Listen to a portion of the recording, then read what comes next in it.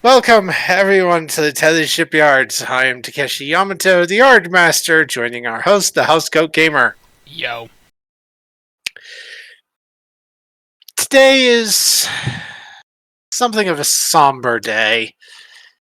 Rachel Lillis, the voice actress of Misty, Misty Waterflower, Jessie, and so many other characters from Pokemon, including the Puff, died 2 days ago, as of this recording. And nobody saw fit to tell us. Yeah. So, we are doing tribute the only way we can. I don't do streaming things normally, and Ron doesn't have screen capture for Pokemon games. So, all we can do is do starships, is do hero ships in Tethys as the best homage we can. And today we are doing just that with the Matsumoto class USS Katsumi, named after Misty's Japanese name. The Katsumi was one of the few Matsumoto-class starships commissioned, at least before the Khitomer Accords decided to wipe the slate clean, as it were. Despite this, the Katsumi was rather adept at both exploration and warfare, with a surprising specialization: water. She was one of the first ships to actually conduct a proper survey of Procyon 5. Hint, hint. Yeah. And wherever there was an aquatic operation that required her services, she was there to, well, do it. And she performed her duties well and beyond her service. But unfortunately, she was a victim of the Khitomer Accords, just like literally every other starship ever built during that time frame. Only the Dominion War and the Borg craziness preserved the class. However, this legacy would be lived on in the Akira rather than the construction of additional Matsumoto-class starships. Disappointingly, there was no USS Katsumi in the Akira class, but yeah, I think it was KAS, not KATS. Either way.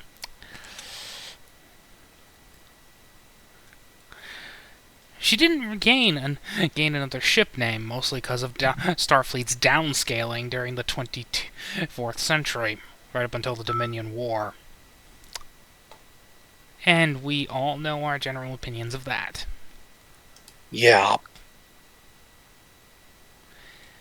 Her captain, Rachel Ellis, is rather famous in the aquatic exploration role, and is known to take a swim on more than a few occasions, and catch the eye of more than a few crew members, especially since she often wore a bathing suit instead of a dry suit. Yeah. Obligatory fan service is obligatory. Yes. While she was spared the scrapping of many of her sisters, she was never restored to service, and instead, you're probably assuming 8th and Prime, right? Yeah. Nope. She is residing at Andoria. Her birthplace, in fact. After all, the ship was designed by Andorians. Why not have a constant reminder of their glory? Fair enough. Which brings us to the other thing. Let's stat this bother. Yep. So we are starting with the basic stat line of a Matsumoto class starship. Comms 7, computers 7, engines 8, sensors 8, structure 9, weapons 10. Department modifiers are 2 points in security, 1 point in engineering. Scale 5, phaser banks, photon torpedoes, strength 4 tractor beam, extensive shell base, and rapid fire torpedo launcher for talents. And descriptor trait Federation starship. Now, first things first, date. We're representing this ship as of 2290. So the entered service date of the class was 2287. So no refit points there. Only 3 years. Now, for a mission profile, given its focus on aquatic operations, what would you say? Scientific and survey? She'd be an outlier in that regard. Yeah.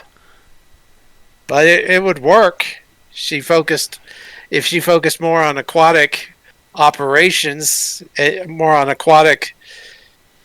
If we could do that, we could do patrol. But if she's doing scientific, if she's doing water things and Procyon 5 and surveys,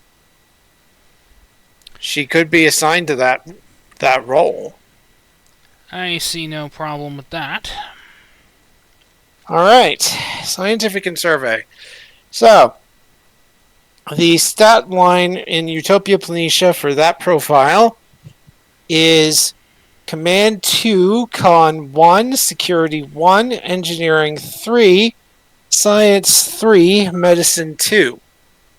Add that to the modifiers we have for the Matsumoto, and that's Command 2, Con 1, Security 3, Engineering 4, Science 3, Medicine 2.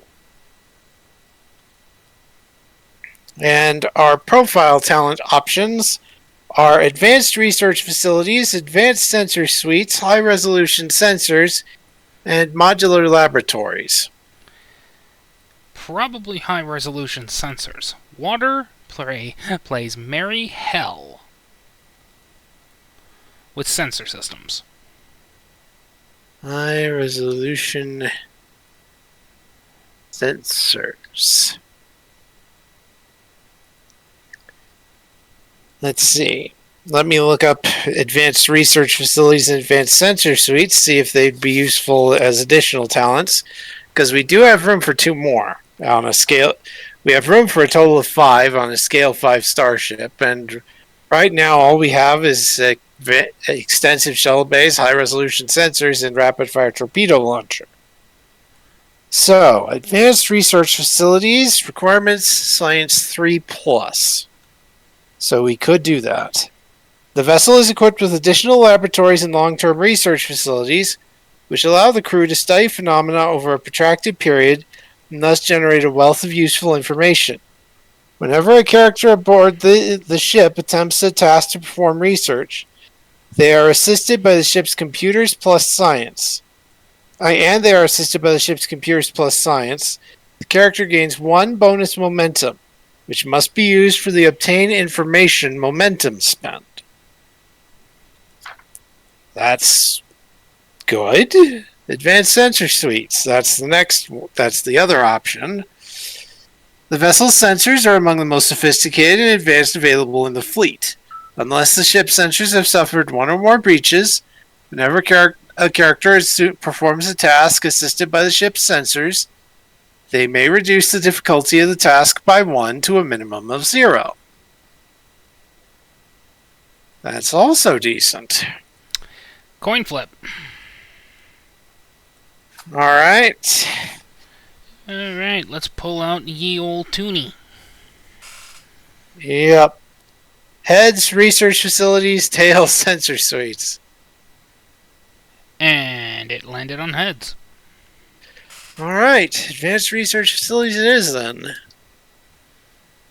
Advanced Research facilities. Let's see. Let's look through some of the other.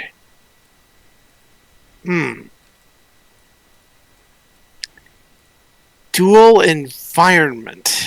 Requirement 24th century or later. Technically, that wouldn't apply here, but let's look at this, see what it says.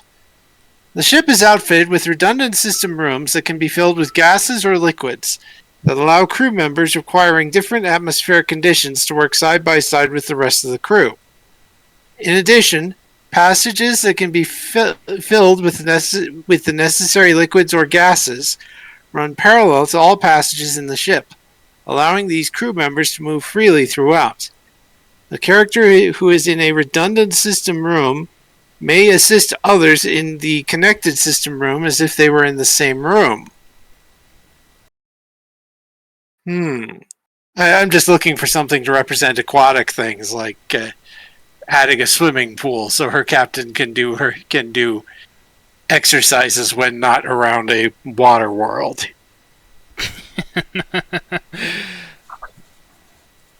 Obligatory fan service is obligatory. Indeed it is.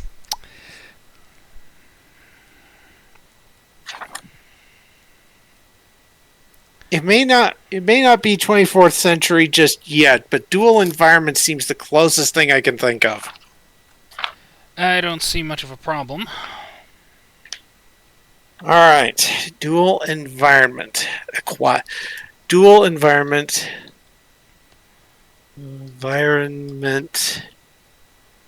Aquatic. Ooh. Okay. Oh, okay. Dual environment aquatic. So, probably has a few Zindi aquatic on her crew as well, and maybe a few other aquatic species. Probably. Yep. And let's see. Derived stats. Resistance is equal to scale, so resistance 5. Power 8 equal to engines. Shields are structure plus security, so 9 plus 3 is 12. Descriptor traits. Federation starship. Waterboat. Let's be honest. She's not just a starship, she mostly just hangs around water worlds. Yeah, waterboat. Well, I'll say aquatic specialist. I prefer waterboat. It's funnier. Aquatic specialist sounds more proper. Well, I know it's supposed to be more professional, but waterboat is funny. Yeah, fair enough. But I'll put waterboat in parentheses and quote marks as sort of a nickname.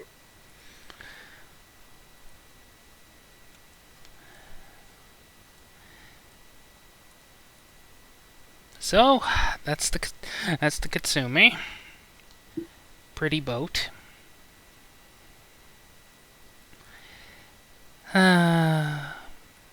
They're all dropping like flies. Yeah. If it was just the old ones, I could understand it, but She was 50. That makes her relatively middle-aged at best. yeah, she was 46 actually, but so yeah, middle-aged at best.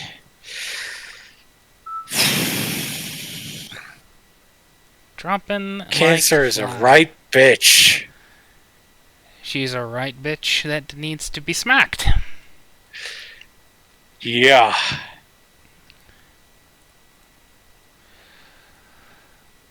Bye-bye.